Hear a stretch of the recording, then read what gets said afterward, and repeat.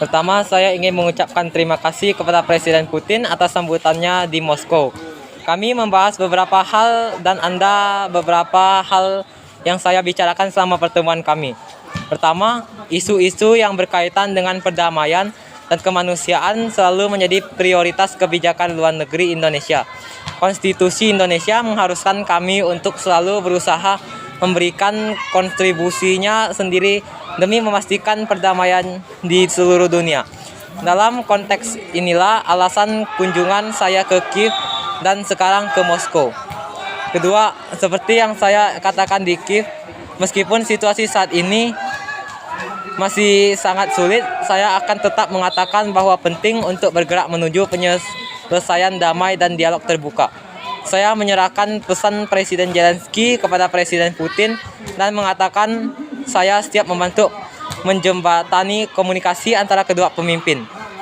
Ketiga, kita membahas panjang lebar tentang pentingnya jaminan pasokan pangan dan pupuk bagi masyarakat dunia.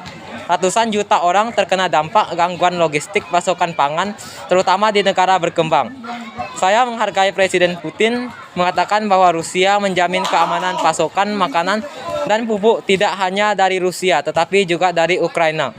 Yang keempat, demi umat manusia, saya mendukung upaya PBB untuk mengintegrasikan kembali produk makanan dan pupuk Rusia dan produk makanan Ukraina ke dalam rantai pasokan global. Secara khusus, sehubungan dengan pasokan dari Ukraina melalui laut, Putin mengatakan bahwa dia akan memberi jaminan. Kelima, kami menyempatkan diri untuk membahas kerjasama antara Rusia dan Indonesia tidak hanya dalam kegiatan investasi dan perdagangan, tetapi juga di bidang pariwisata. Kami akan melanjutkan kerjasama ini dan akan membentuk kelompok kerja untuk membahas masalah ini secara menyeluruh. Sebagai penutup, saya ingin mengatakan bahwa Indonesia tidak memiliki kepentingan apapun selain keinginan agar perang segera berakhir dan agar rantai pasokan pangan, pupuk, dan energi segera dipulihkan karena ini berdampak pada kehidupan ratusan juta bahkan miliaran orang.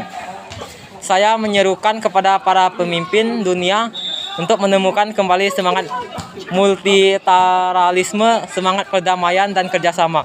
Hanya semangat ini yang akan memungkinkan kita untuk mencapai kedamaian. Terima kasih Bapak Putin.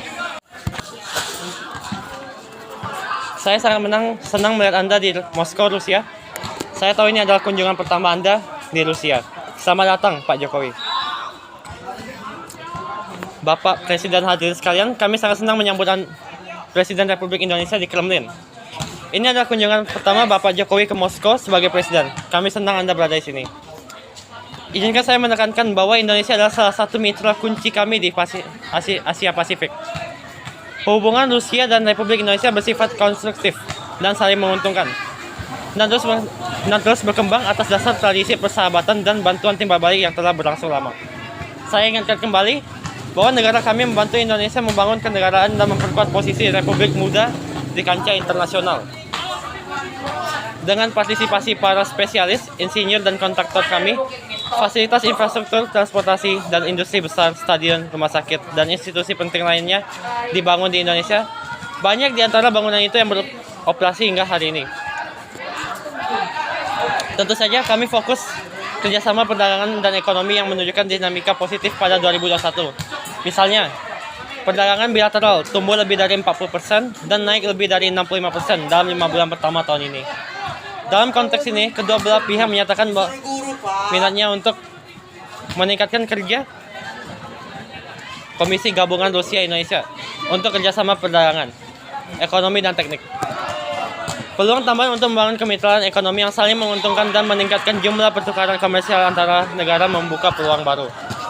Kami juga melihat sangat penting membentuk zona perdagangan bebas antara Indonesia dan organisasi regional Uni Ekonomi Eurasia.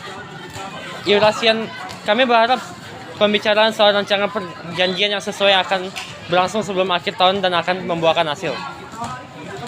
Banyak perusahaan kami, termasuk perusahaan energi, beroperasi di Indonesia.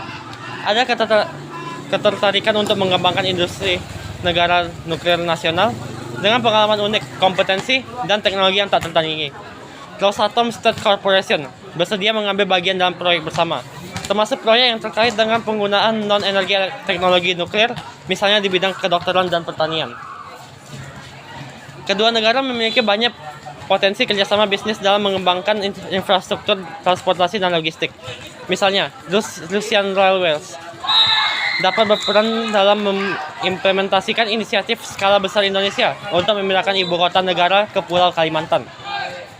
Moskow, ibu kota Rusia yang telah berkembang dengan kecepatan yang sangat baik dan peningkatan kualitas yang tinggi, juga bisa berpartisipasi dalam proyek yang benar-benar ambisius ini. Tentu saja, selama pembicaraan kami dengan Bapak Joko Widodo, kami fokus pada bidang kerjasama yang penting seperti pertukaran kemanusiaan, budaya wisata, dan pendidikan. Pelonggaran pembatasan anti-COVID bagi pelaku perjalanan aturan bebas visa saat ini akan berkontribusi pada hal ini. Kami sedang mendiskusikan kemungkinan melanjutkan layanan udara langsung antara Moskow dan Pulau Resor Bali. Bidang lain yang menjanjikan untuk kerjasama kemanusiaan dan adalah memperluas dialog antar wilayah dan antar agama. Dengan mempertimbangkan fakta bahwa Indonesia adalah negara Islam terbesar di dunia dalam populasi, saya ingin menyebutkan bahwa baru-baru ini delegasi dari wilayah Muslim Rusia mengunjungi Jakarta untuk pertama kalinya dalam sejarah.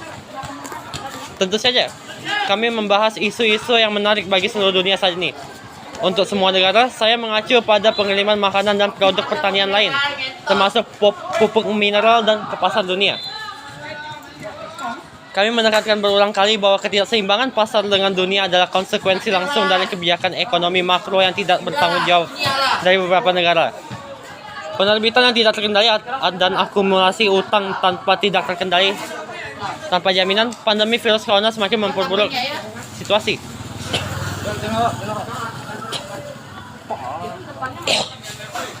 Saya akan tekankan sekali lagi, Rusia telah dan tetap menjadi salah satu produsen dan eksportir makanan utama dunia. Kami memasok produk pertanian kami ke 161 negara. Tahun lalu kami mengekspor lebih dari 43 juta ton biji-bijian, termasuk 33 juta ton gandum. Tahun ini kami mengharapkan panen biji-bijian yang baik, yang akan memungkinkan kami untuk meningkatkan pasokan kami ke pasar eksternal hingga 50 juta ton. Demikian juga kami siap untuk sepenuhnya memenuhi permintaan produsen pertanian di Indonesia dan negara-negara sahabat lain untuk pupuk nitrogen, fosfor, kalium, serta bahan baku untuk produksi mereka. Pangsa pupuk mineral Rusia di pasar dunia mencapai 11% dan melebihi 20% dalam beberapa varietas. Tahun lalu kami mengirim 30 juta ton produk ini ke luar negeri. Tentu saja, selama pembicaraan kami juga membahas beberapa masalah regional dan internasional yang mendesak lainnya.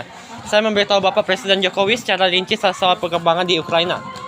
Rusia dan Indonesia berupaya mengkoordinasikan posisi mereka di PBB dan organisasi internasional lainnya, termasuk penghimpunan bangsa-bangsa Asia Tenggara atau ASEAN yang akan dipimpin Indonesia tahun depan. Kebetulan Bapak Joko Widodo ikut serta dalam KTT BRICS BRICS. Baru-baru ini kami sebagai tamu undangan.